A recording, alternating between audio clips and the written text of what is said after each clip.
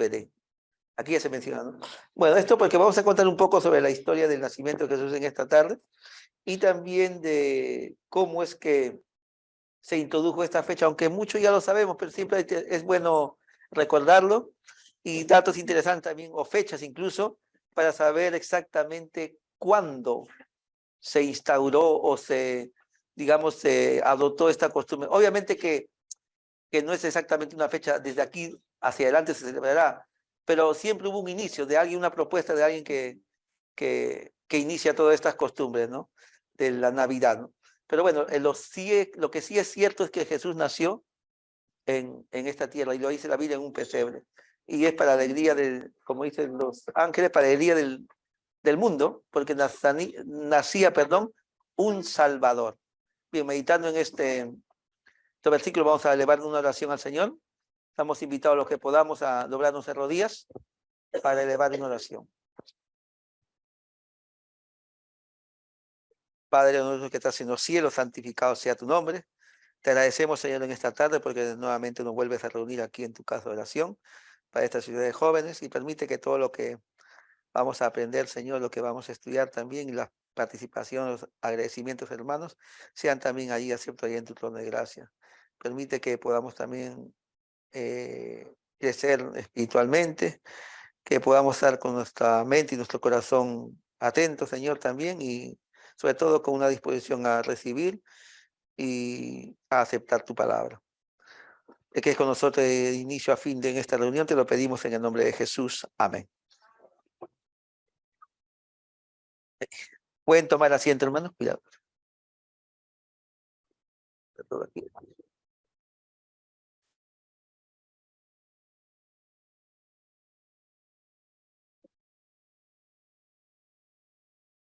Muy bien. ¿Ah? Sí. Pues traer.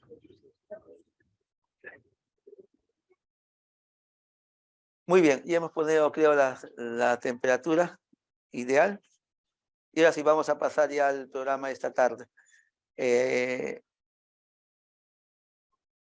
Bueno, vamos a pasar unas cosas interesantes. Ya, sí, desde el sábado pasado había varios. Y bueno, vamos ¿cómo se llama? A tener. Bueno, vamos a invitar primero entonces hermano Vittorio con para que si no nos va a quedar luego. Ya que sí. Ajá. Vale. El hermano va a hacer una presentación de lo que vamos a ver un momento en el video, unos minutos. Sí, luego. No va a ser muy largo. Y sobre todo partes interesantes. Y lo que quiero introducir es lo siguiente. La lucha prácticamente a muerte entre los llamados científicos y la fe es continua, es diaria, sobre todo en los medios de comunicación. Siempre hay quien va lanzando su dosis de influencia en contra de la fe. Bueno, pero también, y eso es lo que vamos a ver esta tarde, hay personas con muchísimo conocimiento y preparación que demuestran que la ciencia no está en contra de la fe y que los que son llamados hoy por hoy científicos realmente no lo son. Porque lo que vamos a ver a continuación es un astrofísico, es decir, una persona que estudia los astros. Al mismo tiempo es jesuita, pero él tiene no sé cuántas carreras. Y una de ellas es el estudio de las estrellas. Entonces, este señor explica lo siguiente. Dice, durante mucho tiempo, ciencia era todo. Tanto la ciencia natural, la ciencia del cuerpo, la ciencia de la filosofía, de la historia, en fin, la lengua, todo era ciencia. Hoy no. Hoy por ciencia se entiende solamente aquello que se puede de alguna manera comprobar en un laboratorio. Es decir, que si hay un material que tiene una determinada características y eso se puede comprobar, eso es ciencia. Entonces él hace la separación entre la ciencia de este tipo material, tipo físico, y después está la otra parte, que es la parte más intelectual. Pero él lo explica mejor que yo. Así que en este vídeo que vamos a ver, el padre Manuel Carrera, creo que se llama, Carreira, sí. Y de verdad que ahora, independientemente que él sea jesuita y nosotros no lo somos, pero lo que explica, de verdad que no tiene desperdicio. Así que vamos a escuchar un poco lo que explica, que es de verdad, yo lo considero precioso.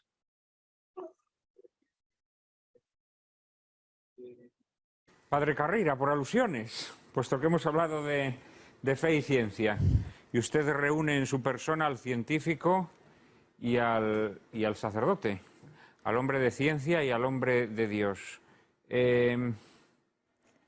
Es muy llamativo, ¿no? Esta nueva corriente que se ha infiltrado en la ciencia, estos científicos que furiosamente quieren combatir la religión presentándola como una enemiga irreconciliable de la ciencia. ¿Ciencia y fe son irreconciliables? Me van a permitir que haga algo que yo quiero siempre hacer antes de discutir nada, y es definir términos. Si yo voy a un campus universitario y me dicen, mire, ese es el edificio de ciencias y ese es el edificio de humanidades, ¿qué espero que me van a enseñar en el edificio de ciencias? Espero que me enseñen física, química, astronomía, geología, biología. ¿Qué espero que me enseñen en el edificio de humanidades? Literatura, historia, sociología, arte. Todo esto indica ya que la palabra ciencia en nuestro ambiente intelectual actual ha perdido el significado general que tuvo durante siglos. Durante siglos, ciencia significaba todo conocimiento razonado. Y por tanto, la filosofía era ciencia, la teología era ciencia, la historia era ciencia, no era simplemente un catálogo de fechas y de nombres.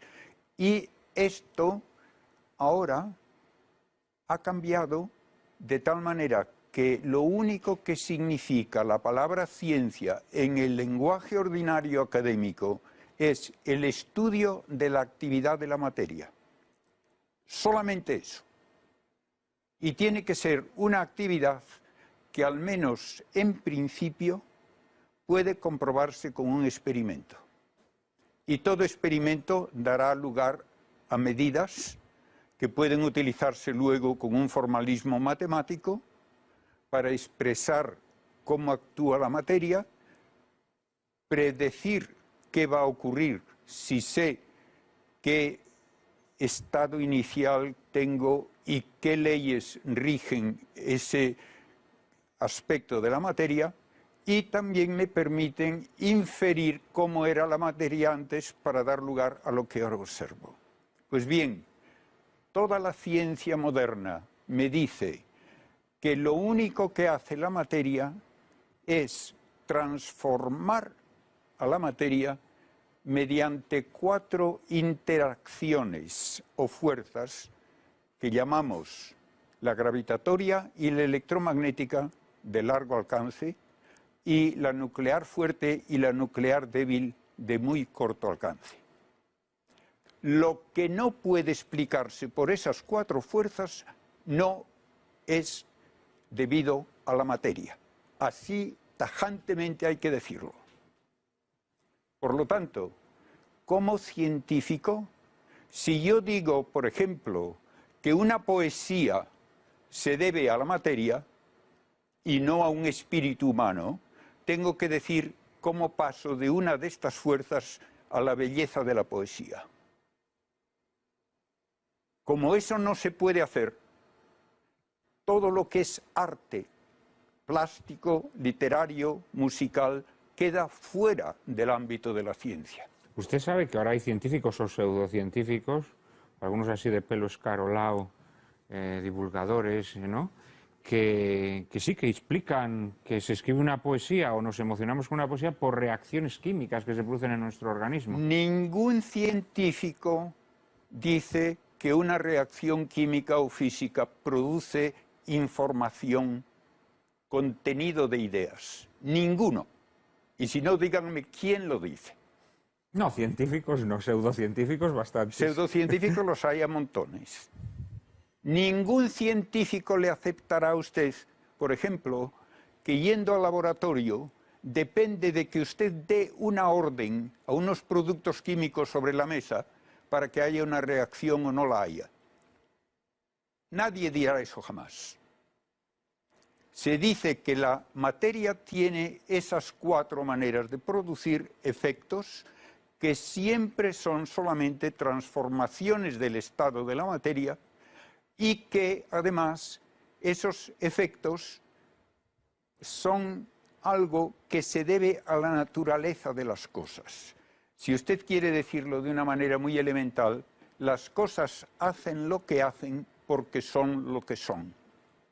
Y por eso podemos establecer lo que llamamos leyes de la naturaleza, que no se las impone nadie a la naturaleza, sino que es una expresión generalizada de un modo de proceder que se debe a lo que la naturaleza es. Lo que producimos el ser humano viene, digamos, a través de estas reacciones o estas químicas que hay en nuestro cuerpo, y creamos arte y creamos belleza, ¿no?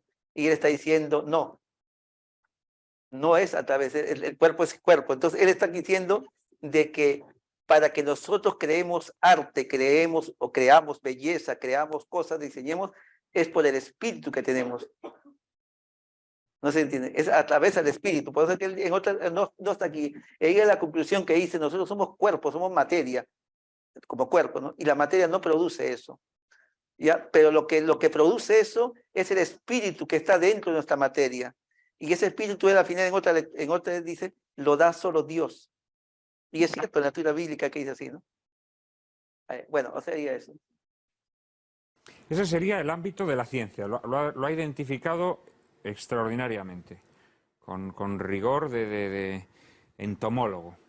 ¿Y cuál sería el ámbito de la religión? El ámbito, antes de meterme en la religión, de lo que no es experimentable, de lo que no se puede atribuir a esas 4 fuerzas, implica arte, literatura, filosofía, teología.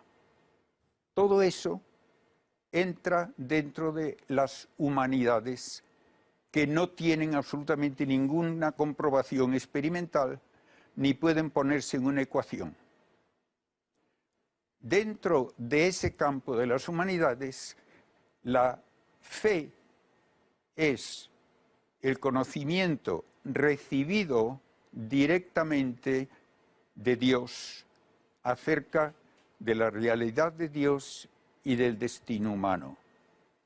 Y la teología es el esfuerzo racional de entender los datos de esa revelación. De modo que hay que distinguir fe de teología. Y fe tiene 3 significados que pocas veces se distinguen y por lo tanto se habla de una manera muy inexacta. El primer significado de la palabra fe es conocimiento recibido de otros. Y todo lo que es transmisión cultural humana se hace por fe humana. Y el pasado que bueno, no... también la fe religiosa, la tradición... Perdón, que pues estoy aún hablando de la fe humana. La fe humana es el único camino por el cual podemos conocer el pasado. Y la fe humana es la que permite que nos ahora aprovechemos de todo lo que hizo la humanidad con los genios más valiosos a lo largo de su historia. Y por esta fe humana adquiero certeza en contra de mi experiencia y en cosas que no entiendo. Y doy un ejemplo. Por mi experiencia, yo diría que mi mano es sólida y esta silla también. Por la teoría atómica sé que no es así. Creo la teoría atómica, no creo a mi experiencia. La mecánica cuántica, nadie la pone en duda, está extremadamente bien comprobada, pero uno de los que más contribuyeron a ella, Richard Feynman, dice taxativamente: puedo afirmar sin miedo a que nadie me contradiga que no hay nadie en el mundo que entienda la mecánica cuántica, pero se acepta. De modo que la fe humana me da la mayor parte de mi conocimiento, me da certeza aun en contra de mi experiencia y en cosas que no entiendo. Pues bien, por fe humana, debo saber si de hecho se ha dado una comunicación de verdades que vienen directamente de Dios. Y eso es el fundamento del cristianismo. El cristianismo no es una mitología, no es una filosofía, es el hecho histórico atestiguado por testigos dignos de fe, de que Cristo existió, de que demostró ser Dios con sus milagros y que se transmite la enseñanza infaliblemente porque Él prometió que haría lo necesario para que no se trastocase esa enseñanza, estableciendo una iglesia con una ayuda constante de un Espíritu Santo divino que la libra de error. Todo esto se basa en el testimonio de los apóstoles que dieron su vida por ese testimonio. De modo que tengo el mismo modo de conocer por el que en un juicio criminal se dice que una persona es culpable o no, por testigos dignos de fe. Una vez que tengo esto, entonces es de suponer que la revelación divina no va a ser para librarme a mí del trabajo de estudiar ciencia. No va a decirme nada de ciencia. Me dirá algo importantísimo, mucho más. ¿Cuál es la relación de mi existencia con Dios y cuál es mi destino eterno? Y eso, naturalmente, como no puede jamás someterse a una prueba de laboratorio, queda totalmente fuera del ámbito de la ciencia.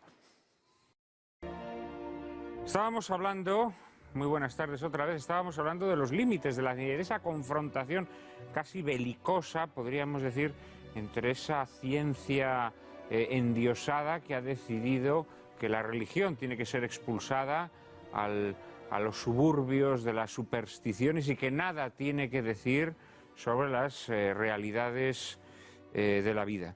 Y naturalmente hay muchos científicos que se han sumado a esta tesis y otros naturalmente más cuerdos o menos soberbios que la combaten. Seguramente el padre Carreira de esto sabe mucho. Voy a mencionar que hay científicos que cumplen el dicho de que todo hombre es naturalmente filósofo y por tanto que no se limitan a hablar como científicos. Unas veces correctamente, otras incorrectamente. Steven Weinberg, premio Nobel, al que se citó antes, tiene un libro que se titula Los 3 primeros minutos. Habla del origen del universo y su evolución. El último párrafo del libro es verdaderamente desolador. Dice textualmente: cuanto más conocemos el universo, más absurdo parece. Y uno le puede preguntar, ¿por qué dice usted eso? Y da la razón. Es absurdo que haya un universo tan lleno de maravillas, tan lleno de hermosura, para luego destruirlo todo. Y la ciencia no me da alternativa. Se puede calcular cuando ya no brillará ninguna estrella, cuando el universo será una inmensa burbuja de vacío, oscuridad y frío. Entonces, ¿para qué todo? Y como no tiene otra respuesta, dice, el universo es absurdo. Y otro científico, después de un congreso también de astrofísica, decía, el universo parece ser una broma de mal gusto. Si uno no ve nada más que lo que hace la materia, el universo es absurdo. Otro ejemplo reciente, Hawking escribe un libro, El gran diseño, donde dice la estupidez mayor que puede decir un científico como físico. Dice que la nada, por gravitación, da origen a múltiples universos. ¿Para qué científico hay gravitación si no hay materia? La gravitación es el resultado de la existencia de materia. La nada no puede dar nada de sí porque no tiene propiedad alguna. Einstein, en una ocasión en que le preguntaron si pensaba que la física podría finalmente explicarlo todo, contestó, tal vez, pero no tendría sentido. Dice, sería como decirme que da lo mismo ver una gráfica de presión atmosférica cuando está tocando la orquesta que escuchar una sonata de Beethoven. No es lo mismo. Y finalmente, lo que quiero subrayar es que la racionalidad humana tiene como efecto universal la búsqueda de verdad, belleza y bien. Toda verdad en todos los campos, y la verdad es decir que las cosas son lo que son realmente, no lo que a mí me gustaría. Busca belleza, busca orden y armonía en todos los niveles y busca el bien que finalmente implica relaciones personales, y ahí está la base de la dignidad humana del hombre como sujeto de derechos y deberes. Y la racionalidad busca entender, y por eso se basa en los tres principios de la lógica. El de identidad, las cosas son lo que son, me guste o no me guste, y por eso hacen lo que hacen. El de no contradicción, no vale lo mismo decir sí que no ante una pregunta que no es equívoca. Y muy importante, el principio de razón suficiente. Hay que dar una explicación coherente en que hay una conexión lógica entre la causa que se propone como explicación y el efecto que se quiere explicar. Y hoy está muy de moda, pero muchísimo, el olvidarse de este tercer límite del razonamiento. ¿Por qué ocurre tal cosa? Ah, porque sí. Si usted dice porque sí a un niño, el niño no acepta eso. ¿Por qué existe el universo? Porque sí. ¿Por qué aparece la vida? Porque sí. Como eso suena muy mal, dicen por azar. ¿Es el azar una fuerza física? No. ¿Puede usted hacer un experimento para medir azar? No. ¿Puede usted poner azar en una ecuación? No. ¿Es una propiedad de la materia? No. El azar solo es una manera de establecer que estamos intentando relacionar cosas que entre sí no tienen relación causal o lógica. Pues esto hoy está muy de moda. Y así lo dice también Hawking, cuando dice que por azar, de la nada, sale una infinitud de universos. Verdaderamente da pena, da vergüenza ajena que este hombre, que es inteligente y además está en una silla de ruedas, haya bajado tanto en su modo de pensar para decir esas estupideces. Claro, realmente Hawking podría ser un ejemplo de un científico extraordinariamente dotado que, por ese reclamo de la ciencia convertida en espectáculo de pasarela, pues se ha rebajado a escribir estos enunciados tan insostenibles desde el punto de vista científico. Vale, bueno, si quieren hacer un resumen, algo, un comentario. Una parte que me pareció interesante cuando dice él de que, bueno, ese día lo escucha del azar, pero antes dijo que, como decir que la racionalidad humana quiere explicarlo todo, ¿no? O trata de explicarlo, pero a veces se olvidan de estas formas que él dice, ¿no? De que hay cosas de que, digamos, la ciencia quiere explicar y lo tiene que comprobar todo, pero el hombre cuando no encuentra esa comprobación, dice, bueno, porque sí, las cosas, ¿no? Bueno, existieron porque sí. Y entonces surge lo que ahora dice el azar. Bueno, para no decir por qué sí, pues dice el azar, ¿no? Y relacionan todo el azar cuando el azar no se puede comprobar, es la suerte, ¿no? Y nada existe por la suerte. Y otra cosa también que me pareció interesante cuando hablaba del universo, decía que muchos, desde el punto de vista de los evolucionistas, los científicos dicen que el universo, él contaba, ¿no? Que no sé qué científico dijo que cuando estudia todo el universo le parecía luego absurdo al final, ¿no? ¿Y por qué absurdo? Porque claro, él veía tanta perfección, tanta belleza en el universo, pero que no tenga sentido, porque la evolución no te explica, o sea, simplemente apareció y ya está. Entonces, cuando nosotros sostenemos, y la vida tiene que todo tiene un propósito, y tiene un sentido, ¿por qué fue creado la Tierra, el ser humano? A ver, los niños, ¿con qué propósito creó Dios al ser humano? ¿O creó el mundo? Para que habitara la Tierra. ¿Qué le dijo Dios a Adán? ¿Recuerda cuando le presentó a Eva? Dijo... Y ¿cómo se llama? Y poblar la tierra, en otra versión diciendo, y poblar la tierra. El propósito de Dios era que cuando creó al hombre, ¿qué era qué? Para que administre el universo, para que viva en esta tierra, viva con los animales y sean una sociedad, digamos, vivan felices. Todo tiene un propósito. Entonces los científicos cuando ven y dicen, el universo, desde el punto de vista de ellos, evolucionista, dice, y ellos mismos llegan a la conclusión de decir, pues parece un absurdo porque ¿para qué vale? Si al final se va a destruir, como uno decía, ¿no? Todo se va a destruir. Entonces él mismo está diciendo de que muchos de los mismos científicos al final llegan a esa conclusión. Y de que no tiene sentido que exista un universo así.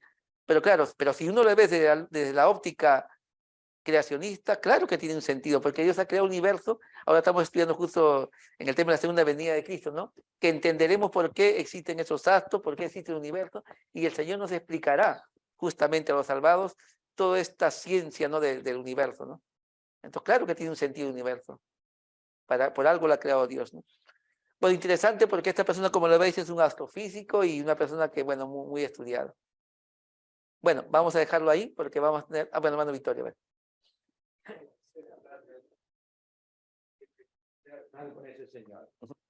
Sí.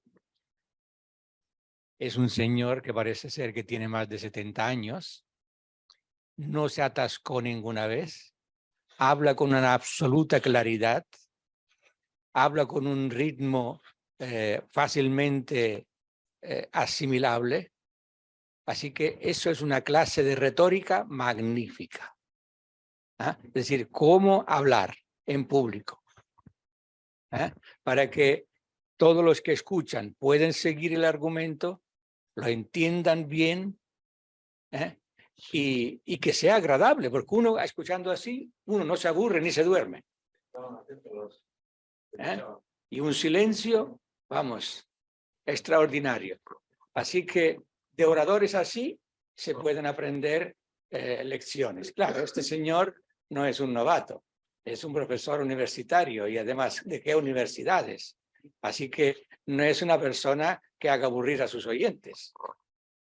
Así que el ritmo, la claridad de las palabras, sin atascarse y, en fin, una coordinación perfecta. En la clase que sabía mucho de matemáticas, pero se ponía en la pizarra y hacía un montón de, digamos, de fórmulas que ponía y las resolvía, y a veces cuando tomaba examen ponía una pregunta o un problema complicado, ¿no? Y a veces no lo respondían ni siquiera los alumnos lo más destacados. Entonces el profesor se ponía allí a resolver el tema. Pero claro, casi todos no entendíamos nada cuando explicaba, es que nada. En que él sabía mucho. Y él decía, bueno, dice, chicos, ¿sabe lo que pasa? Yo sé que sé, dice, pero lo que sí veo es que no sé cómo explicarlos. porque no lo entendíamos, ¿no? Y muchos en esa materia, casi todos salimos desaprobados, y era justo matemática todavía, ¿no? Y lo que dice hermano Vittorio, ¿no? A veces podemos saber mucho, pero claro, quizás lo más destacado de todo esto, o la verdadera ciencia está en cómo transmitimos y saber transmitir. Yo creo que eso deberíamos aprender todos, ¿no? Porque eso es lo más. Podemos saber muchísimo, pero a lo mejor no tenemos esa facilidad de transmitir a otros. Y ahí está digamos, el valor, ¿no? El saber transmitir a otros, ¿no? Y bueno, hay personas que tienen ese don, que aunque pueden saber poquísimo, pero saben transmitir a la persona. Y ahí pongo este ejemplo una vez que Oscar mencionó, y más de una vez también lo he contado, creo que algunas de las manos, de una hermana, una anciana en una iglesia en Lima. Y yo no sé lo que hacía esta hermana, pero convencía a la gente y lo traía.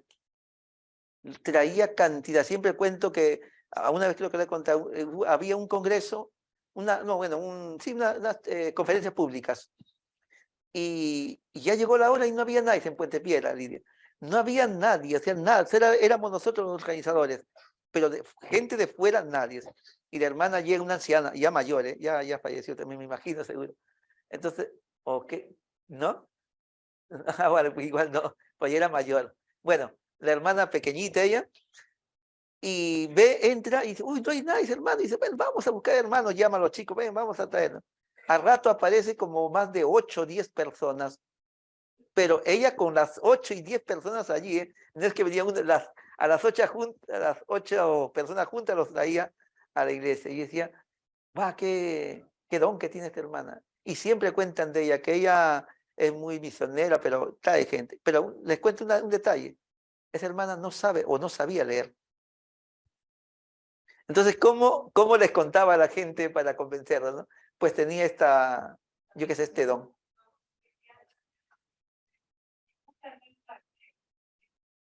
Ya. Yo no le he tratado mucho a la hermana porque era en otra iglesia. Muy simpática, pero esto. Sí, eso de tratar de convencer. Ya. Salomé se llamaba, ¿no? Muy bien. Vale, pues eso, hermano. Eso es un arte también y los chicos que estudiáis también, se enseña ahora oratoria, se enseña cursos de... Bueno, esto creo que vosotros ya tenéis esa facilidad, el hecho de salir y dominar como se dice, escenario, ¿no? Pero bueno, también leer mucho. Obviamente también saber leer bastante. Muy bien, agradecemos por estas imágenes que hemos tenido. Y sobre todo, mire, una cosa interesante, como dice, no va distanciado la ciencia de la religión. No está reñido. Y de hecho que personajes de la Biblia fueron muy, muy sabios, como Daniel mismo o José, ¿no? Y entonces los chicos que estudien, se le tiene más, digamos, de cara a la sociedad, más aceptación justamente a personas que tienen estos pergaminos detrás, ¿no? Que digan, bueno, no es cualquier persona de que está hablando, es una persona, digamos, estudiada, ¿no? Preparado. Y aquí hay chicos que están estudiando, pues eso, estudien, sigan estudiando. Sí. Uh-huh. Y entonces, por ejemplo, que demuestra que existe Dios. Así, ¿no? Uh-huh. La verdad que tiene más vídeos muy interesantes. Eso. Ok, vale, gracias, hermano. Bueno, les comento, sí. Les comento un libro que él ha escrito. Ah, y otra cosa, él ya falleció hace 2 años. Falleció ya el padre Carreiras. Lo estaba mirando justo ahora hace 2 años. Un libro muy interesante, porque yo también lo he visto, varios videos de él. Tiene muchos videos donde le entrevistan. Y en uno de esos le preguntaban a él, que decían como así, que bueno, que vale, aceptamos la religión porque la gente piensa, bueno, la gente dice que es, o los científicos, los pseudocientíficos, como dicen, es una necesidad humana, suelen decir, ¿no? La religión nace a partir de una necesidad humana que siempre existió. Bueno, él lo dice así, el padre obviamente que estaba en desconformidad con eso. Dice, no es una necesidad, es algo vital en el ser humano, tiene que ser. Bueno, y le dicen, pero bueno, esto vale, creemos, bueno, vamos a aceptarlo, pero hay cosas que no se puede aceptar, digamos, ¿no? El de la resurrección, le preguntaron. Y él dice, pues yo tengo un libro sobre la resurrección. Y él dice, así literalmente dice, desde el punto de vista de la física, la resurrección es posible. Él es un físico y ¿qué más? Físico astrónomo, algo así, ¿no? Bueno, dice, desde el punto de vista de la física, la resurrección es posible. Dice, no lo puedo explicar porque es bastante largo, pero lean mi libro, dice él, ¿no? Y veréis, dice, es posible. Y me quedé sorprendido, mira, podíamos verlo eso. Muy bien, hermano, vamos a pasar esto. Y les comentaba antes ahora, que, bueno, antes de que íbamos a hablar un poco sobre el nacimiento de Jesús, ¿no? Bueno, vamos a cada uno a dar su aporte y antes vamos a contar un poco la historia de lo que sucedió. Vamos a invitarle a Gabriel cómo sucedió esto, ¿no? Nos va a contar un poco la historia del nacimiento de Jesús. Bueno, si quieres, pues también leer un párrafo. Vale, hola a todos, feliz sábado. Yo voy a explicar la historia del nacimiento de Jesús. Bueno, la historia se sitúa en Nazaret. María estaba embarazada siendo virgen y bueno, se tenía que hacer cargo José. Sí, pero José, a ver,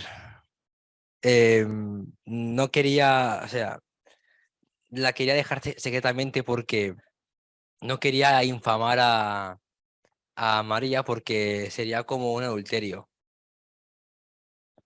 Sí, podían apedrearla. Así que él intentó dejarla secretamente. Y em, en sueños tuvo una visión José de que no tema de estar con María porque em, ella iba a engendrar al Espíritu, a Jesús. Se iba a dar un hijo y lo iba a llamar Jesús porque él salvará a su pueblo de los pecados. Y bueno, entonces, bueno, esto aconteció para que se cumpliese la profecía. Y entonces em, José sí tomó a María por su esposa y fueron a Jerusalén porque no, iban a Belén, perdón, porque allí iba a empadronarse José y también la profecía decía que tenía que nacer el niño allí. Y bueno, estando allí, buscaron al ojo un lugar para descansar, pero no encontraban ningún lugar y solo les pudieron dar un pesebre. Y bueno, ahí se quedaron en el pesebre y mientras esto pasaba, tres magos en el oriente vieron una estrella donde vieron que se movía y les guiaba hacia Belén. Y, y bueno, avisaron a Herodes de que sobre esto de que Jesús iba a nacer y Herodes se enfadó porque dijeron que iba a ser un rey, sí, y como que iba a ser mejor que él, un rey mejor que él y no quería, y Herodes no quería esto. Así que él, les dijo que vayan a buscarlo para que luego se lo digan a él y también vaya a adorarlo. Pero en visión, Dios les dijo que no volvieran porque, bueno, iba a matar a Jesús en realidad. Así que estos fueron al PC, fueron hacia Jesús, bueno, hacia María, em, a regalarle unos presentes, que eran oro, o incienso y mirra. Y bueno, nunca avisaron a Herodes. Y Herodes se enfadó y mandó a matar a los niños menores de 2 años a Belén. Y Jesús le dijo a José, bueno, no, Jesús no, Dios, por medio de una visión, dijo a José que se vayan de Belén porque sí, Herodes mandó a matar a niños de menores de 2 años a Belén y que huya a Egipto y que él le dirá cuándo puede volver. Pero bueno, así fue el nacimiento de Jesús. Sí.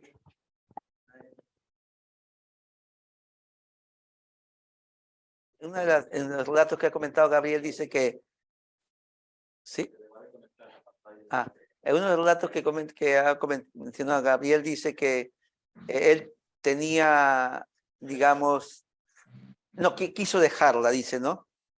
Quiso dejarla a María secretamente. ¿Por qué quiso dejarla a María secretamente, Doraliz? ¿Por qué quiso abandonar a María? O sea que la gente en ese entonces llevaba mucho en cuenta eso. Si hacía eso, sería una fornicación, ya que no se casaban todavía. Ajá. Muy bien. Resulta que María ya estaba embarazada, pero ellos ya estaban casados o no. Bueno, no, claro, los matrimonios no eran como ahora lo entendemos ahora, ¿no? Estaba como así como...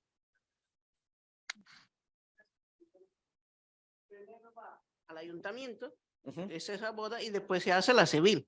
Claro, Ya. para nosotros lo que cuenta la iglesia, que Ajá. tú puedes casar hasta un mes antes o 2 meses según si hay papeleo por el medio, pero Ya. hasta que no te cases no vas a convivir. Entonces Ajá. era lo mismo, eran varias fases. Vale. Ellos estaban como así como comprometidos ya, ¿no? Ya algo así, pero todavía no se iban a vivir juntos, por decir de esta manera, ¿no? Entonces, pero ella estaba embarazada y todavía no habían vivido juntos. Entonces, obviamente para José, se supone ahí justamente se ve que la quería mucho porque la amaba, dijo, aquí, claro, si porque él tenía todo el derecho a denunciarla. Sí. Bueno, pero me imagino que él ya, sí puede ser también. No, me imagino que él ya se habrá dado cuenta seguramente. Ya. Lo cierto es que él quiso dejarla ahí secretamente y el ángel le dice en visión que no lo haga porque eso venía de parte del Señor. Yo sinceramente digo, José tendría que haber sido, y por eso justamente el Señor le cogió un hombre de fe, ¿no? Porque podía, él con todo el derecho, podía haber dudado también y decir, bueno, ¿no? Si está viendo una mujer ya ahí embarazada, ¿no? Pero bueno, uno de esos fue los motivos que, bueno, este es como una anécdota de lo que pasó allí. Y luego lo otro, ¿por qué fueron a Belén? Si ellos no eran de Belén. Scarlett. Porque Jesús no, José y María no eran de Belén, vivían en Nazaret. Pero sin embargo Jesús nació en Belén. ¿Para empadronarse? Sí, a ver, ¿qué había sucedido, Mel? Muy bien para empadronarse. ¿Por qué? ¿Qué había pasado? Que Herodes mandó a matar a los niños No, menores. antes de eso. Antes de Que nacer, porque Dios- ahí había nacido. ¿Por qué fueron a Belén? Porque Dios se lo mandó. Sí, pero algo más. Bueno, la profecía decía, ¿habéis escuchado por qué? Dijo ella por un censo. Bueno, ya lo he dicho, no por el censo. Resulta que el rey Augusto, el rey romano, censaba, había un censo, digamos, de todo el imperio, ¿no? ¿Con qué objeto se hacen los censos? ¿Así alguien que lo diga cualquiera? Sí, para saber cuántas personas, pero no solo por eso. Los censos también se hacen para saber con qué tipo de personas cuentas, nacionalidades, habilidades también, qué tipo de personas tienes, si son profesionales o no, destaquen en algo. Y hay un sinnúmero de ¿cómo se llama?, de información que se coge ahí en los censos, ¿no? De qué lugar son, qué creencias, bueno, y todo eso, para que ellos más o menos sepan con qué tipo de personas tienen en su reino, ¿no? Bueno, entonces, claro, pero el problema era que las personas cuando eran censadas tenían que estar en su lugar de origen. No podían ser censados en otro lugar, sino en su mismo lugar de origen. Hoy en día no pasa eso, ¿no? Uno está donde está viviendo. Sí, se hacen censos. En mi país se hacen censos. También hacen, normalmente hacen, bueno, es que justamente se hacen cada uno así más o menos, entre 10, 20 años, o menos, porque es una logística inmensa para eso, no se hace cada momento. Pero sí, más o menos 10 o 20 años así se hacen censos, para que el país haga sus planes y todo eso. Bueno, se tenía que ir al lugar de origen, por eso por el motivo del censo tuvieron que viajar a Belén. Bueno, pero una cosa interesante, lo que quiero sacar ahora, y luego ya dejamos eso para después, y vamos a explicar un poco. Más o menos, ¿qué fecha piensan que fue? La Biblia no dice exactamente. Pero ¿qué fecha? Sí, ocurrió el censo, del censo y está. Pero más o menos, ¿en qué época, por decirlo así, nació Jesús?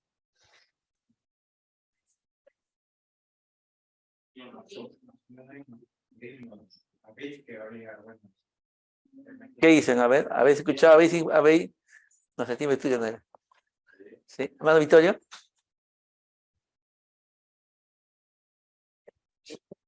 Se han hecho varias investigaciones, una a través de los turnos de los sacerdotes, como por ejemplo el padre de Juan el Bautista, y otra también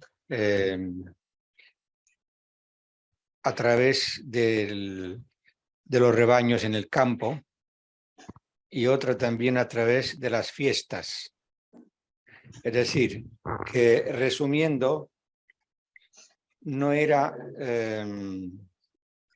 posible que los rebaños estuviesen en el campo. Claro. Porque en Belén nieva.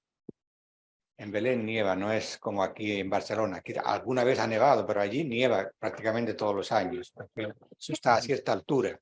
Jerusalén no es un lugar plano. Jerusalén está, creo que, a más de 500 metros de altura. Así que es más o menos como el altiplano de aquí de España. Bueno, entonces, resumiendo, no corresponde para nada con el mes de diciembre, y menos aún con el 25 de diciembre. Quiero anticiparme y decir que los judíos no tienen ninguna fiesta en ese día. Y los cristianos tampoco, porque los cristianos no eran otra cosa que judíos. Sí, sí. Bueno, eso lo haremos después, pero sí. Ahora vamos a hablar después. La época sería septiembre-octubre. Septiembre-octubre. Sí. Bueno, hay unos otros historiadores que comienzan en primavera. ¿Cuándo es primavera aquí? En otoño, ¿no? Antes que primavera, otoño. Vale. Vale, pues esas fechas, ¿no? Pero claro, ¿qué meses es más o menos? Ya lo dijo hermano, ¿no? Septiembre, octubre, bueno, otoño. Septiembre, octubre. Pero no diciembre exactamente, ¿no? Muy bien, luego explicaremos entonces desde cuándo se puso entonces la fecha de Navidad. Como ya adelantó algo el hermano Vittorio. Los cristianos, los primeros cristianos no celebraban el nacimiento de Jesús. No, luego vamos a explicar ahora, más adelante. Bueno, vamos a hacer un intermedio, una dinámica, o ¿qué querías tú? ¿Quién me dijo? Daisy, ¿no? O Cecia. Tú, Caleb, vale, entonces, no pones de acuerdo. Bueno, Caleb va a salir ahorita. ¿Sí, Caleb? Tiene la pizarra preparada. A ver, hermana María. Tanto de fe, estaba acostumbrado a escuchar la voz de Dios, porque no fue una sola vez. Cuando María estaba embarazada, el ángel le dijo, y se lo creyó. ¿Por qué? Porque sabía que venía de parte de Dios. No era ni un presentimiento ni una cosa. Y después cuando le dice, vete de aquí, también lo escuchó.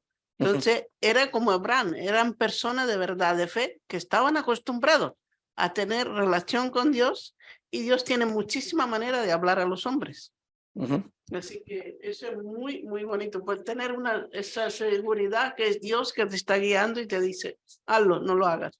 Porque lo de María estar embarazada, eso humanamente es imposible, que se hubiera podido creer eso, pero se lo creyó. Además, si sabía la profecía, porque Isaías le había dicho que Jesús nacería de una virgen. Entonces, si estaban estudiando la profecía, pues Y la hermana White dice también otro detalle muy interesante, que dice que cada jovencita en realidad deseaba, según esa profecía, deseaba que fuera el instrumento que el Señor elegiría. Entonces los que estudiaban sabían que iba a pasar eso. Ujú. Muy bien. Ok. Sí, Kader. Ya está ahí. Ok. Bueno, buenas tardes, hermanos. Yo tengo un juego que lo hemos hecho más de una vez. Bueno, la verdad estoy entre dos. Entonces no sé. Bueno, iba a dejar decidir. No, tú Vale, sí. pues un juego el juego se llama Palabra Prohibida.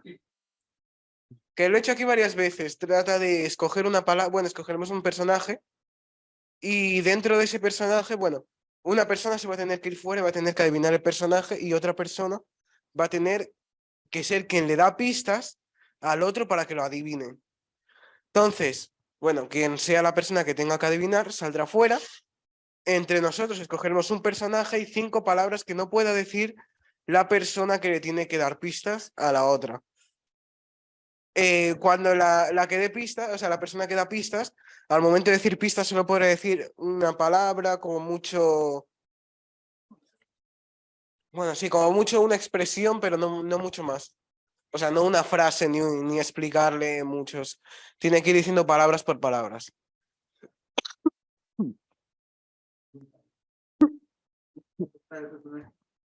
¿Se ha entendido? Sí, ¿no?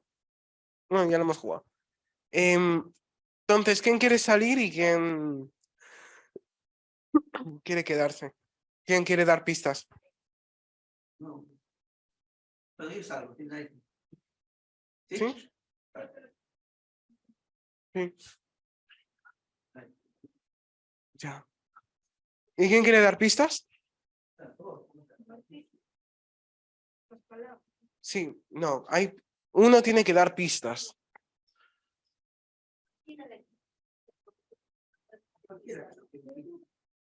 No, porque si no es que va a haber mucha palabra y yo. Entonces,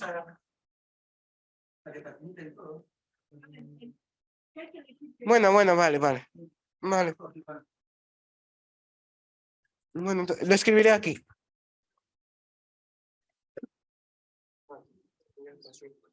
Entonces, primero vamos a escoger un... Sí, primero vamos a escoger un personaje.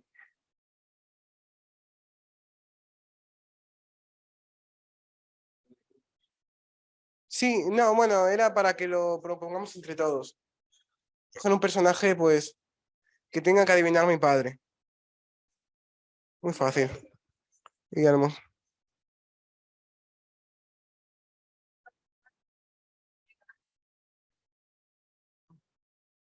personaje un poco que conozcamos. ¿Qué hizo? Bueno, pues... vale, Lot. ¿Cuál quieres? Vale, Lot. Bueno, ya lo hemos escuchado todos. Escogen... sí, el personaje que vamos a escoger es Lot. Y ahora tenemos que escoger 5 palabras que él no pueda decir. Vale, sobrino. Sí, que no podamos decir para darle pistas.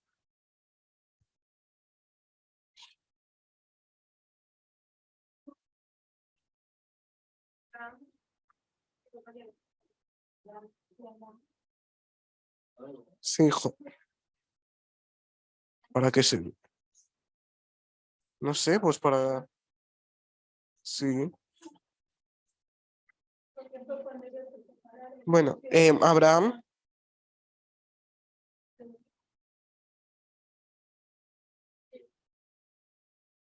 Abraham. Eso serían 2 palabras, ¿eh?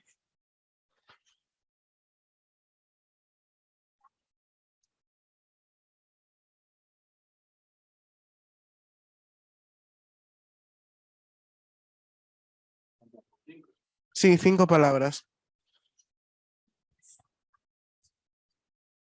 Sal. Pero si dicen, bueno, ángeles hay muchos que les hayan aparecido ángeles. Sí,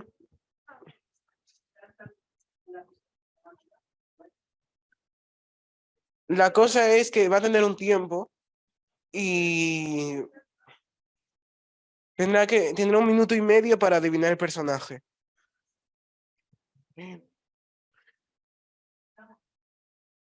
Vale, pues las palabras que no puede decir es sobrino, Abraham, Sodoma, Gomorra y sal. La que no podemos decir a la hora de dar pistas. ¿En las pistas las que dicen entre todos o...? Uno. Bueno, vale. Entonces, quien tenga... Sí, quien tenga... Bueno, vendrá... Bueno, mi papá y pues quien quiera dar pistas levanta la mano y él irá escogiendo uno a uno. ¿Sí?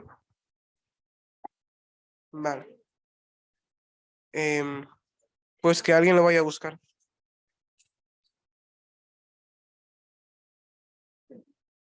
Vale, entonces... ¿me has tomado? Entonces, vas a tener 1 minuto y medio para adivinar el personaje. Sí, y... ¿Dónde está el reloj? Bueno, Cronómetro. ahí mira el reloj ahí, cara, ya. No se demora mucho. Ya le paso. Ya, vale. Entonces la gente te va a ir señalando y pues tú, Ok, quien quiera. ¿llamo a cualquiera o vale? Rosbel, que me diga. ¿Una pista? No se pueden decir las 5 palabras que estaban allí. Ciudad. Mano Vittorio, una palabra.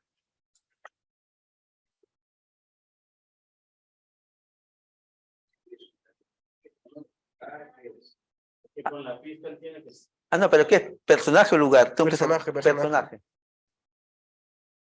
No, pero ha visto que hay 5 palabras que no tiene que decirme, ¿no? Ciudad. Nació en Ur. Abraham. No. Ah, no. Solo tienes 2 oportunidades para adivinar el personaje. Wow. O sea, para no ir diciendo palabras por palabra, por decir. A ver, Lismel. Me da la mano. Fuego. Fuego. Te quedan 30 segundos, ¿eh? Gladys. Estatua. Estatua. Yo. Hermana. Tenía jardines colgantes. Estatua. Nabucodonosor. Ya. Hijas.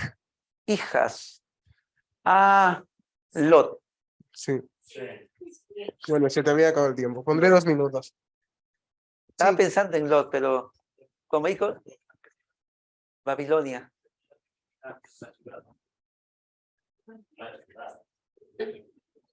Pero los salinas colgantes. Ya, pero bueno. Bueno, ¿quién Babilonia. quiere salir ahora? Vale, Gabriel. pues el Gabriel. Rápido, demora. Sí, un momento. Samuel, ya está. Vale, ¿qué palabras? Bueno, el personaje es Samuel. Elí. Elí.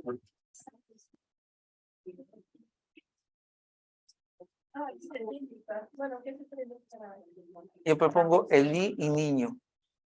Eli. Niño. Eli. ¿Niño? ¿De verdad?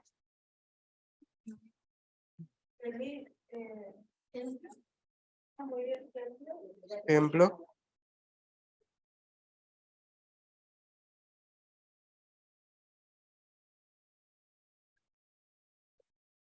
Oración. Samuel. Profeta. Sí. No, profeta no quiere. Es que es muy. Hay un montón de profetas. Algo que sea típico de él. Hay que escoger 5 palabras que no se pueda dar en pistas. Elí, templo. Ungió, ungir, porque él ungía. Ungió a David. ¿Sí? Bueno, profeta quizás sí, porque cuando uno dice profeta, lo primero que se le viene a la mente. Pero puede decir profeta, que ahí hay un montón de profetas. Pero para mí el principal profeta fue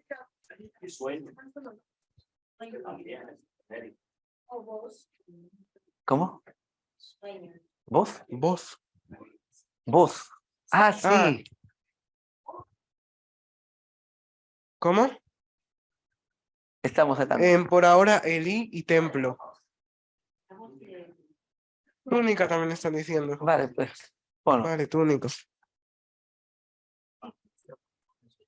no son 5 palabras. Sí.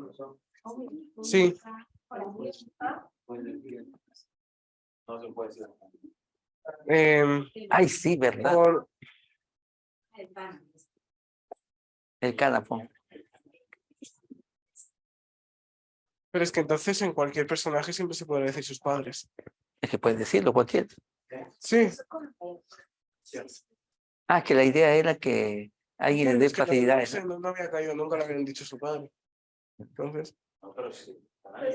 ¿Sí? Bueno, vale, pues el Cana y Yana. ¿Los pongo aquí o...? Sí, ¿no? Bueno, es que si uno dice el Cana, puede empezar en Samuel, en Elí. Bueno, es que la idea era una pareja porque el otro tiene que decirle las palabras que no estaba diciendo. Ahora entiendo por qué la pareja. Tiene que ayudarle a él para que acierte. Sí. También, vale. Sí, sí. Ajá. Vale, ya está. Vale, las palabras son Elí, templo, túnica, el Cana y Ana. Elí, templo, túnica, el Cana y Ana. Ok. Uno más ya la buscaré, si no se me apaga.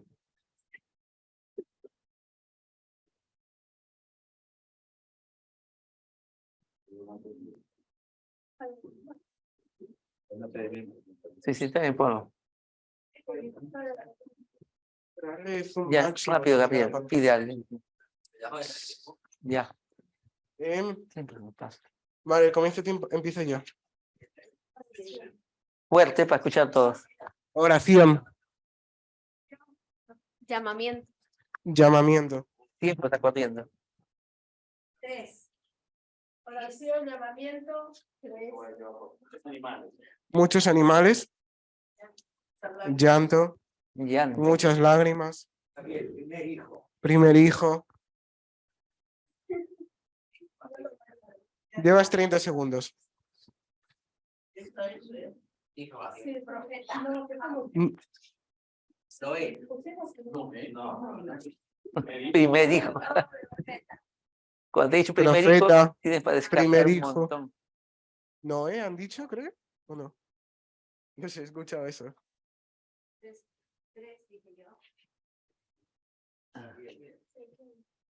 Pequeño. Llevas la mitad. Uf.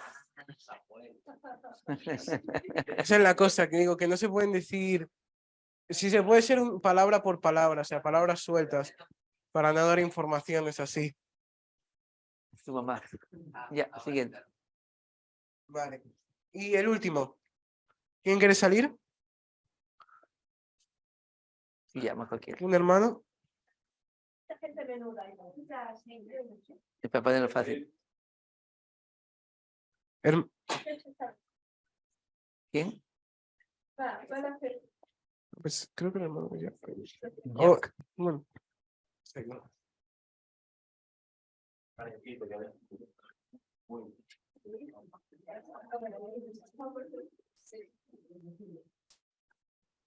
Vale.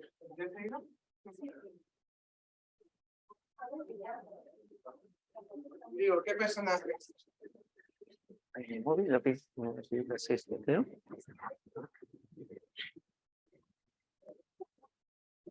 ¿Un personaje? Siempre se escoge eso. Siempre el mismo.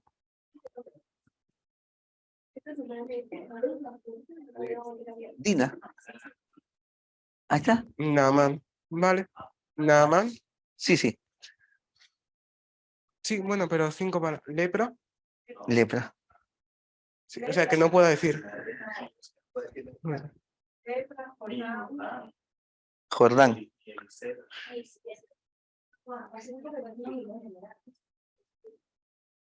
Ah, general. ya, General es tampoco. que había hecho una.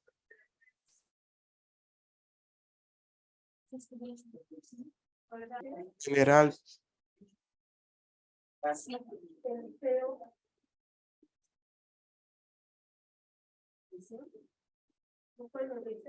Sí. Sí.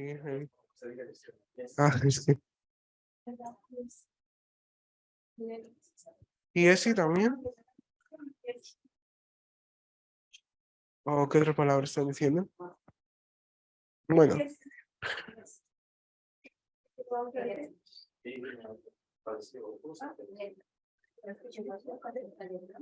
se escribe así, ¿no? ¿Y ese? ¿Sí? Vale. Pues ya, sí, podría ya.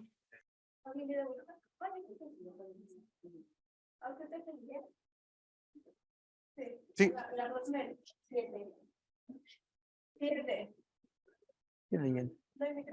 7. Profeta. ¿Tú ves diciendo? 7 veces. Bueno, 7. Intentar que sean palabras sueltas también para dar el coco. Orgulloso. Río. Enojado. Niña. Así. Es que tú ves diciendo.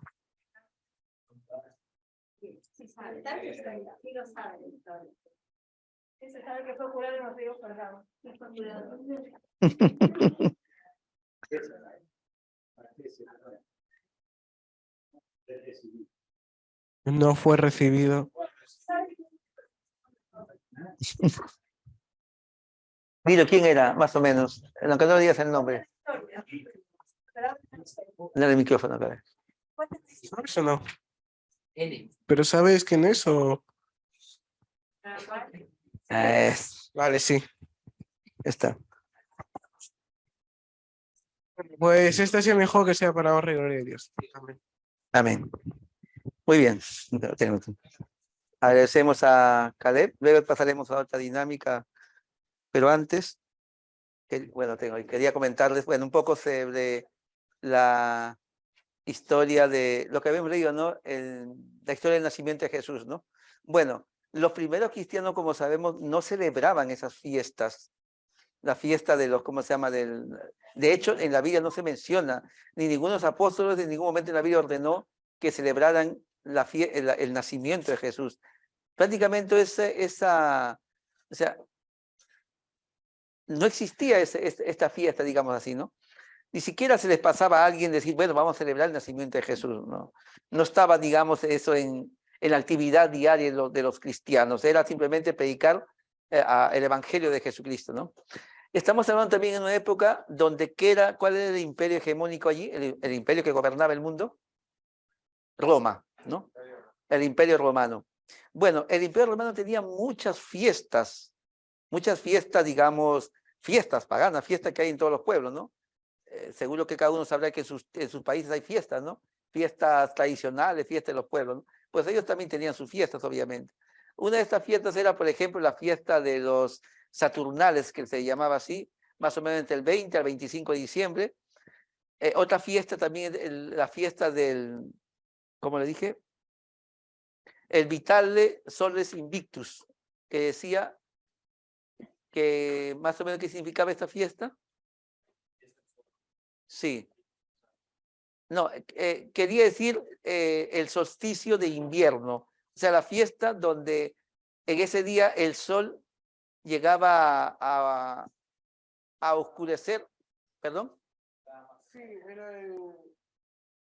Sí, más corta o más larga, perdón, y el día más corto, ¿no? Su máximo ya en esas fechas, en una semana más o menos también entre el 20 y el 25 de diciembre. Muy bien. Esa es la fiesta que celebraban y ya sabéis, vale, y ya sabéis que normalmente los pueblos pues hacen sus fiestas y celebran. Seguro que uno se recuerda en este momento una fiesta tradicional de su pueblo. ¿Qué hacen allí? Ya, también, vale, vale. Pues hay muchas comparsas y todo. Bueno, pero recuerden ustedes que resulta que en esa fecha los primeros cristianos que se convertían también, sobre todo romanos, recuerden que el mensaje ya había llegado a Roma. Entonces, recuerden ustedes también una ocasión cuando Pablo estuvo en Éfeso, hizo una cierta crítica ¿a qué? A una figura, a un templo, y sobre todo a una figura que se vendía en ese templo. ¿Qué sucedió allí?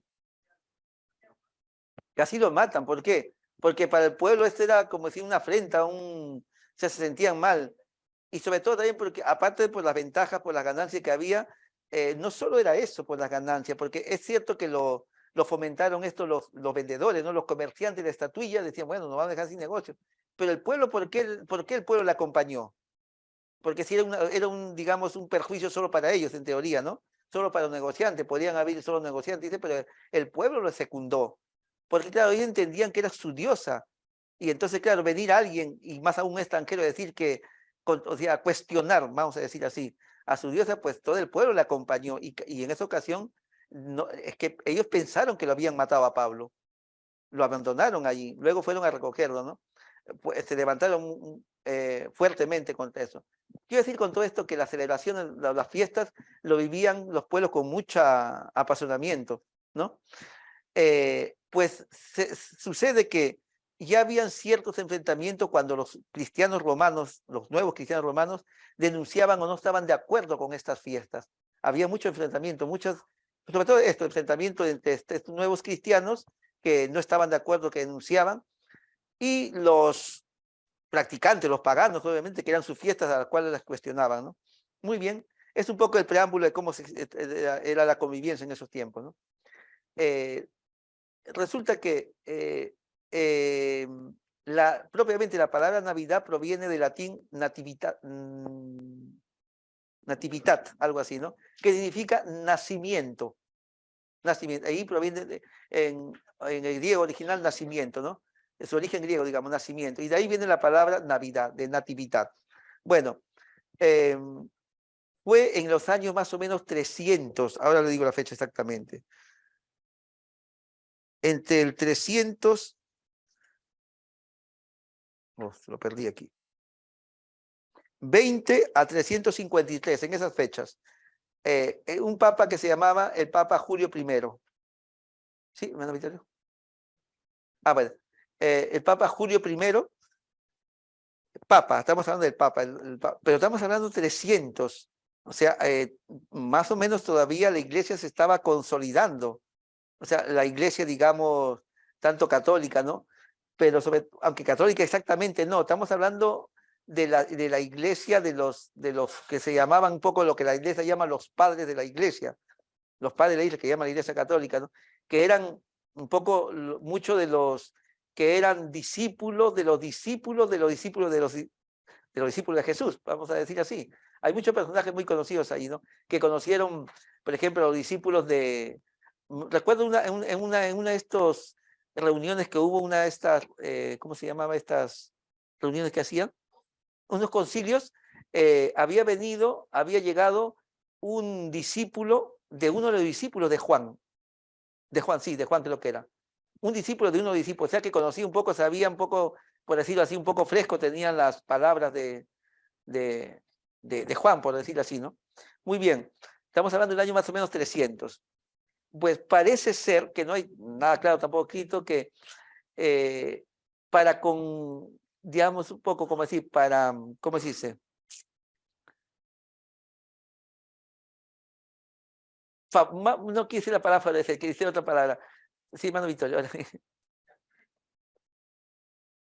Conciliar era la palabra. Sí. en esa época fue el emperador Constantino el Grande que pasó de que los cristianos fueran unos perseguidos y que eran prácticamente, vivían en las catacumbas, vivían perseguidos, desterrados, Sí. encarcelados, etc. Y pasó a ser una religión Oficial. con el Edicto de Milán. El Edicto de Milán que dice que la religión cristiana pasaba a ser religión reconocida. Entonces, a pasar a ser religión reconocida, entonces, poco a poco, prácticamente muchos se hicieron cristianos sin una conversión. Ya. Y entonces, allí es cuando surge un cambio histórico que los dirigentes religiosos, con tal de atraer a las masas no cristianas, adoptaron esa forma de que, por ejemplo, en templos que habían sido paganos, sustituyeron las imágenes y pusieron las imágenes que sí de María, que sí de los apóstoles, así que la gente iba al mismo sitio, solamente que habían cambiado las imágenes. Ya. Eso una parte. Y naturalmente también el hecho de que adoptaron poner las fiestas en los mismos días que la gente estaba acostumbrada, ¿no? Y por eso que en lo que tú acabas de decir, la fiesta del solsticio de invierno era una fiesta pagana.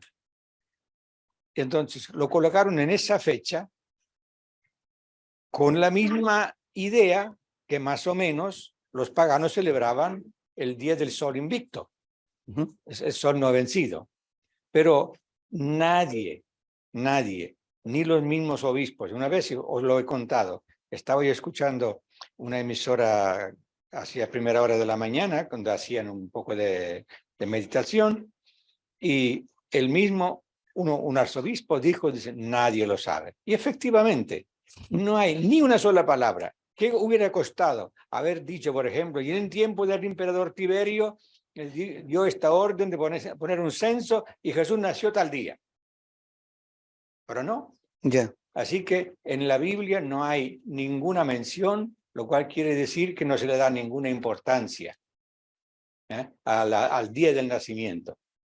Como tampoco hay, por ejemplo, una celebración del día en que se promulgó la ley. No hay una fecha de ese día. Y de otras cosas. Mientras que otras fiestas sí, son ordenadas, otras no. Muy bien. Gracias, hermano Victoria. Vale, muy bien. Esa es la pregunta que los historiadores se ponen hasta ahora. Sí. ¿Cómo es que se cambió del sábado al domingo? También. Muy bien, damos la bienvenida a Laura con sus niños. Ahí está el pequeño también. No, Joel, sí. Muy bien. Bienvenido. Bienvenido. Ok, estamos estudiando entonces por qué la fecha de Navidad, si en la Biblia, como dice el hermano Victoria, no existía, o sea, no se le da, digamos, relevancia a eso, ¿no? Se hablan de otra fecha, pero no exactamente el nacimiento de Jesús. Bueno, concretamente las fechas. El hermano mencionó ya ahora a Constantino. Es cierto que él había oficializado ya la religión, pero la religión en sí, pero la Navidad propiamente, la fiesta de la Navidad, el 25 de diciembre. Ya dijo un poco, hermano, más o menos en el 320 o 25 hacia adelante, el Papa Julio I. Él fue como Papa, que el primer obispo de Roma, ¿no? Digamos, oficializó o introdujo esta fiesta. Y claro, obviamente tuvo bastante, digamos, como respaldo el hecho de que el emperador había oficializado ya la iglesia, o sea, como ya no como oficial, digamos, ¿no? Del imperio, ¿no? La iglesia católica, obviamente, ahí. Entonces, Julio, acuérdense, en el año más o menos 325 aproximadamente, Julio I el Papa. Posteriormente, en el año 440 más o menos, el Papa León X estableció la fecha para la conmemoración de la Navidad, estableció la fecha de la Natividad. Casi un siglo después ya, digamos, bueno, un siglo no, sí, más o menos 440. hasta ese momento no existía una fecha propiamente el 25 de diciembre, es lo que quiero decir. Él estableció esa fiesta como la Navidad, las fiestas, como decía, la fiesta de, digamos, de celebrar el nacimiento de Jesús. Pero fue más o menos el 440 que el Papa León, pues dije León X, ¿no? León Magno, perdón, León el Grande en este caso, introdujo ya la fecha del 25 como celebración, como fecha del nacimiento de Jesús. 400 años después de Jesús, del nacimiento de Jesús, 440.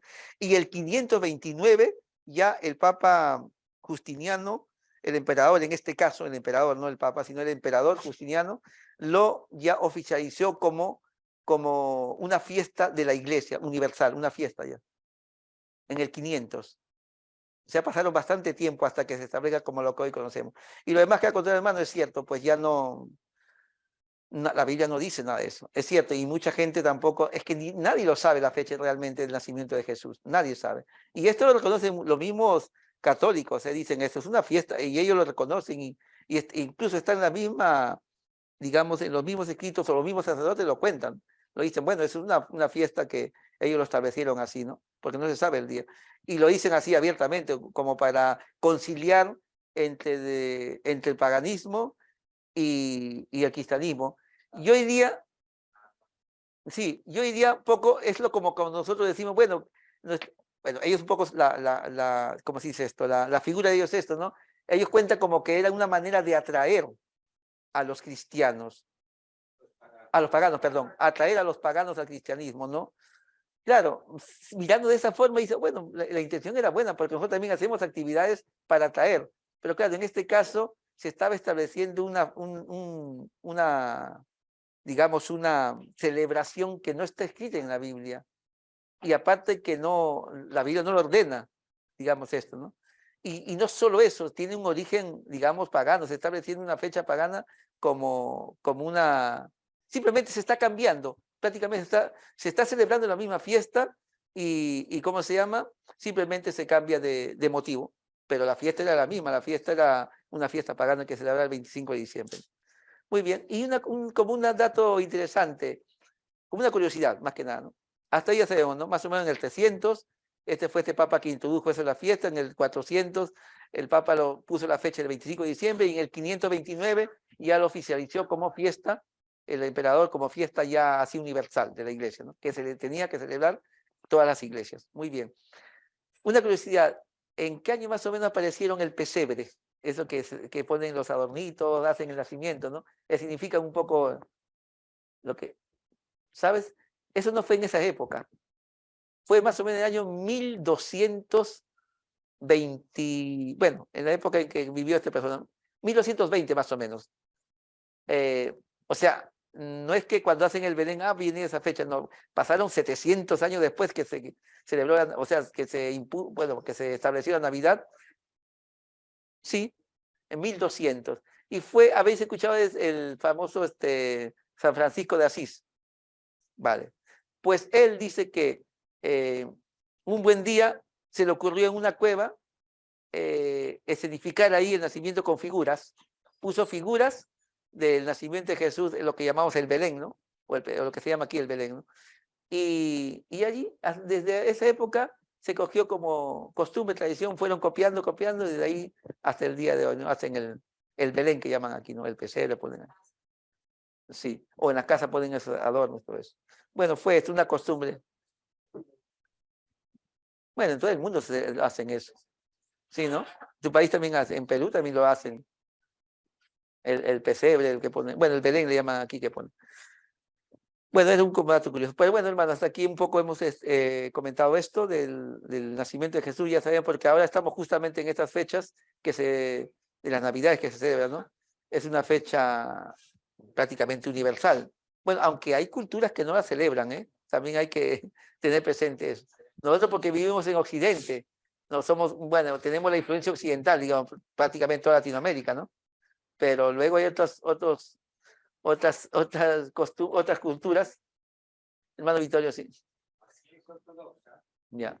No celebra el 25 de diciembre, sino cree que celebra el nacimiento de Jesús el 7 de enero, creo. Ya. Sí. Por ejemplo, los chinos tampoco celebran la Navidad. Supuestamente son cristianos también. Sí. Sí, precisamente por eso, porque no hay una fiesta. Sí, los ortodoxos, porque hablamos con la naná que es ortodoxa, ella tampoco hablaba que no. No, bueno, celebran eso. Muy bien. Hasta aquí, hermanos, un poco hemos comentado sobre esto de las fiestas y ahora vamos a pasar a Daisy, y es una participación. Bueno. Sí, rapidísimo. Vale, pues bueno. No. Bueno, te dice un canto, lo que hermano que quiera participar. Bueno, aprovecha un momento, entonces, bueno, después lo puedes repartir eso. Ahora. La lección nueva, bueno. Mientras va teniendo Daisy la lección.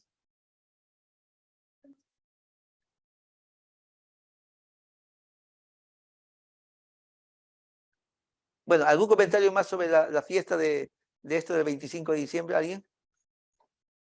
¿Alguna curiosidad, alguna pregunta que quiera? Oscar, a ver. Ya. Bueno, es un político, sí. Pero es muy largo eso. Sí, sí. Ajá. A ver. Sí, mira, esta cosa interesante, lo que el Samuel, Jessica, después del micrófono que lo vuelva a repetir, Samuel. Esta cosa interesante, lo que dice la hermana Juay, que ha mencionado Samuel. No se honra a la persona que nació ese día, sino al día. Y precisamente por eso también hay otro párrafo de un pastor que escuché que lo dijo, de hermana Juay, que no se dio un día, precisamente por eso, porque se iba a idolatrar el día, como tampoco se dijo en qué lugar murió Moisés o qué día nació Moisés. Sí. Digo, murió Moisés. Precisamente por eso, porque hoy en día no es que la gente piensa, oh, mira, Jesús nació el 25 de diciembre y comienza a reflexionar sobre su vida y lo que Jesús hizo por él. No, sino que se utiliza eso para desmadrarse. Sí, sí. Además también se utiliza para idolatrar algo. Exacto. Tengan presente una cosa, cuando recuerdan qué pasaba, a ver, voy a preguntar a quién, a la hermana, no me acuerdo tu nombre, bueno, entonces a Donald, a ver. Cuando el pueblo de Israel, Belkin era así, bueno, cualquiera de los dos, cuando el pueblo de Israel iba a las batallas, a las guerras, ¿qué llevaban ellos? Y resulta que cuando llevaban este objeto, ganaban las luchas.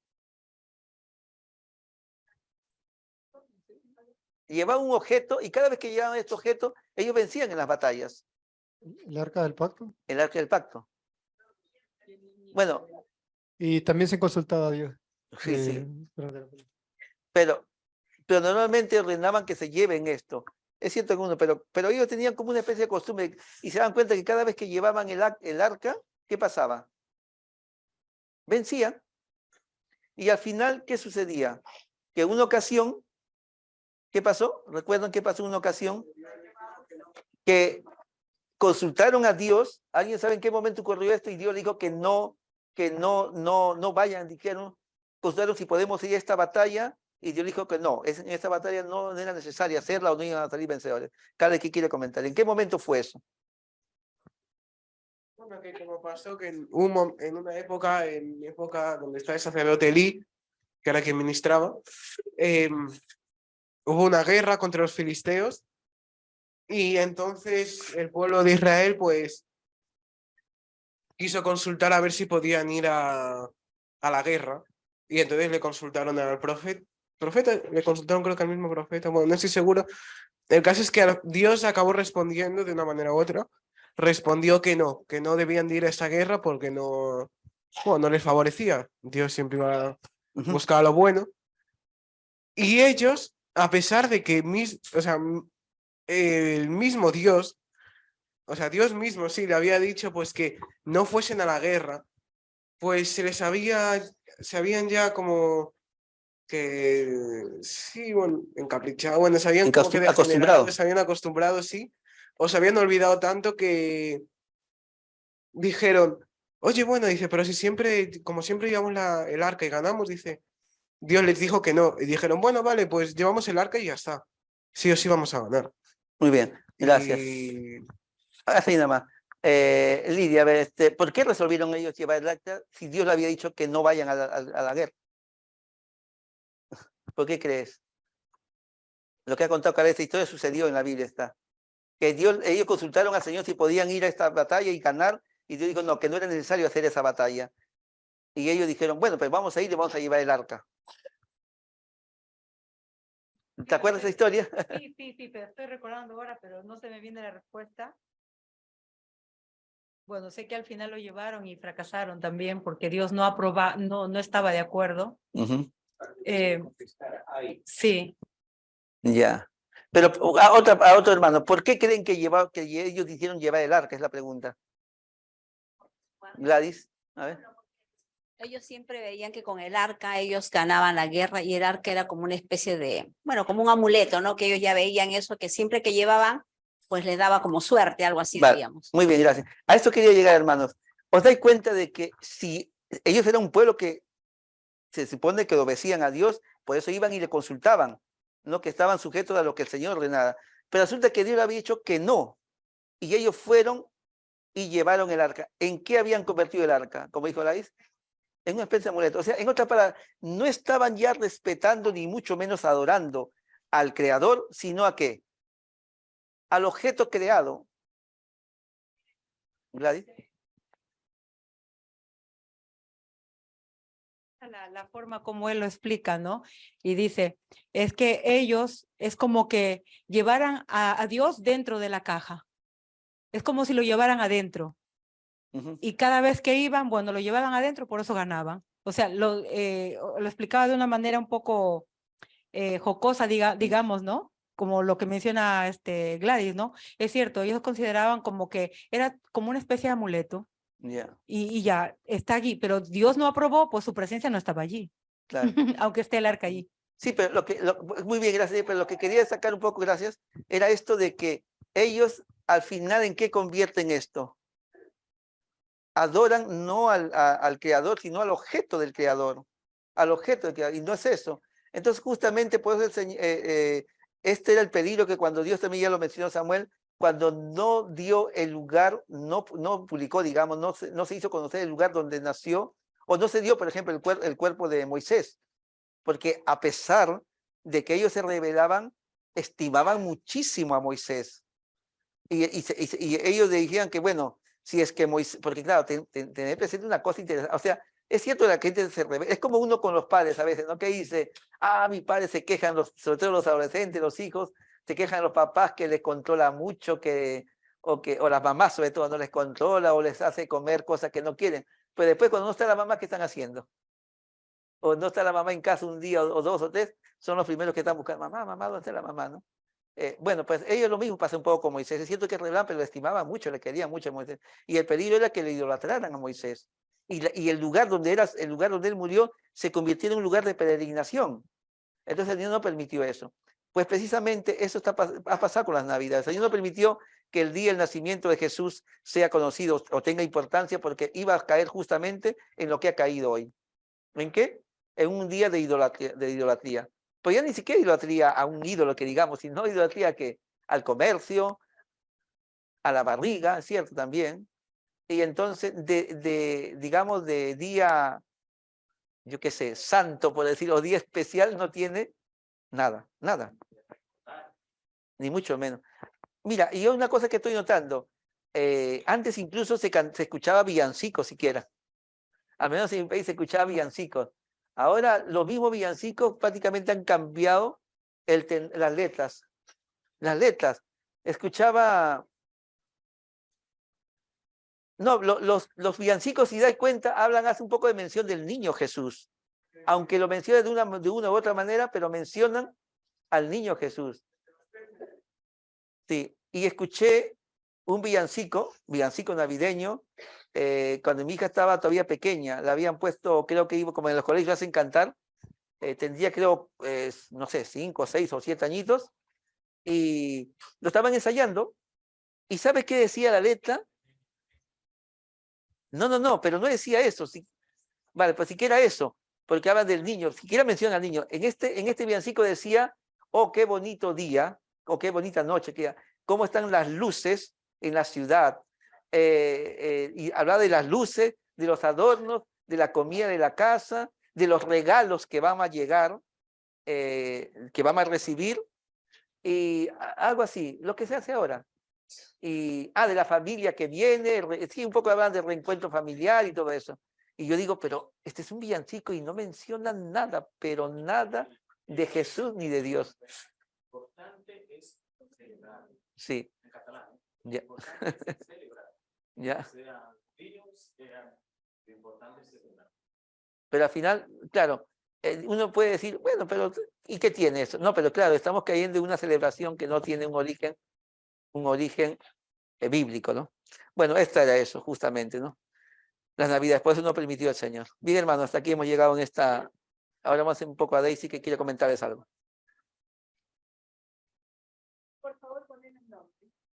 Porque luego se pierde y uno dice, a ver, ¿dónde estará? Bueno, uno luego va a preguntar, ¿dónde está mi lección que lo he dejado y no sé por dónde? Pero si no tiene nombre, es difícil que saber si alguien ve una lección, saber a quién pertenece. Ponen el nombre, please.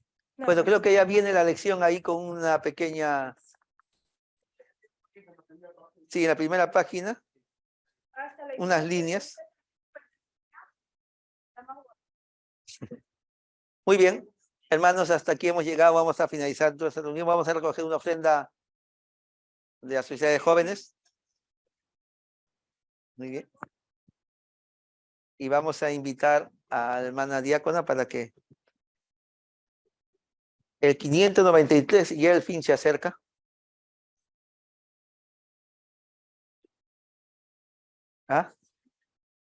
Promesa. Bueno, ya que estamos hablando de la segunda venida, entonces cantemos Promesa Dulce. ¿Qué número es? A ver si alguien me encuentra.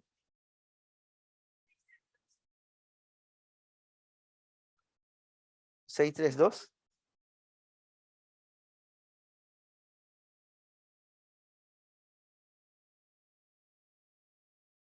Sí, vale, ¿lo sabes? Bueno, vamos a buscar el 632. Promesa Dulce. Agradecemos, hermanos, por las ofrendas. Que el Señor les bendiga.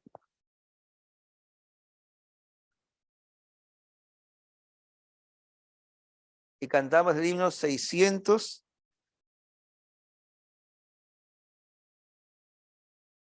Promesa. Yo vendré y Dios me salvaré.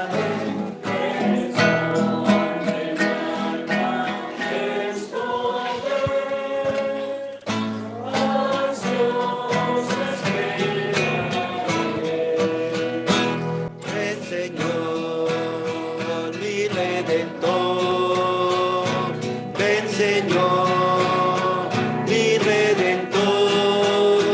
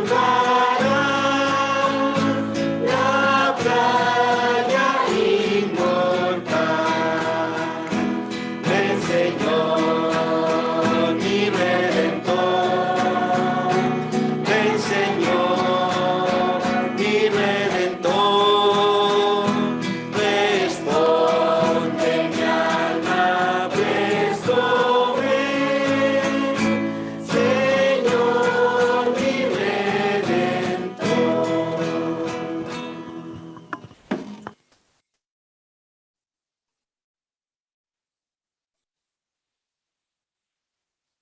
Este versículo en las ofrendas me gustó, muy bonito. Es el Salmos 28:7. Es un texto muy hermoso. Dice 28:7. Jehová es mi fortaleza y mi escudo. En él confió mi corazón y fui ayudado.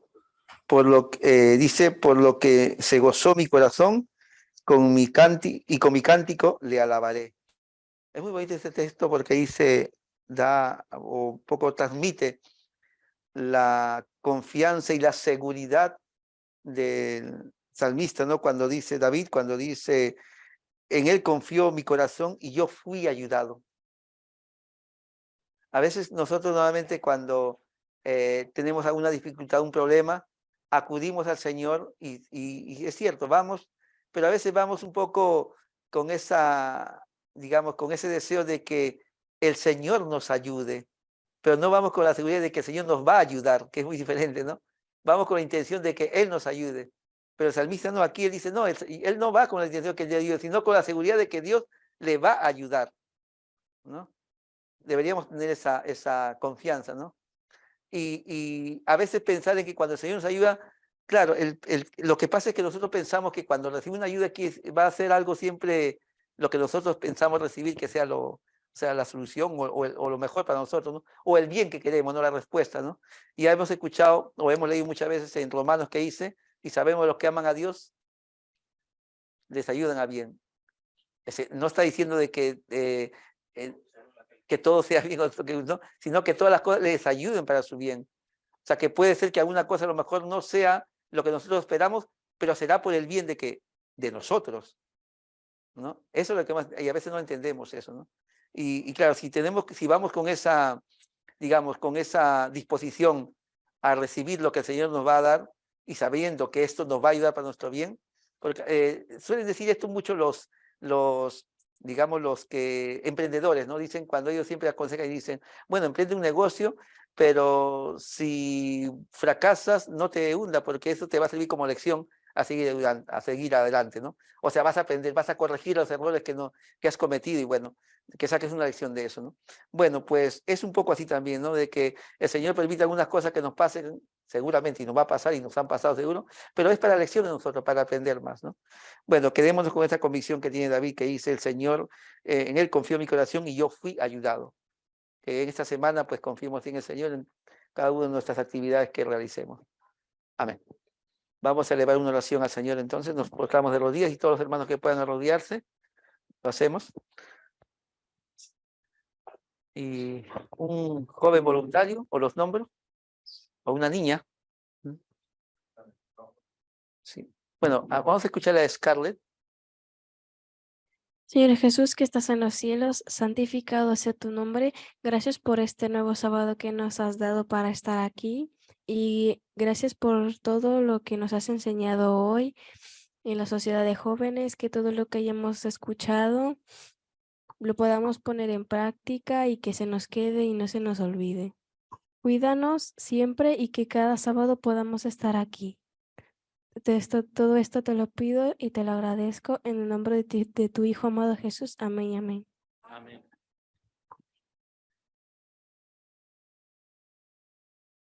De esta manera ha finalizado la reunión de esta tarde. También a los hermanos que están conectados en Zoom allí, pues también les damos una feliz semana y gracias por estar conectados con nosotros. Y esperamos también el próximo sábado tenerlos allí. Muy bien, nos decimos una buena semana, una feliz semana, hermanos, y hemos finalizado el sábado. Están invitados para el próximo sábado.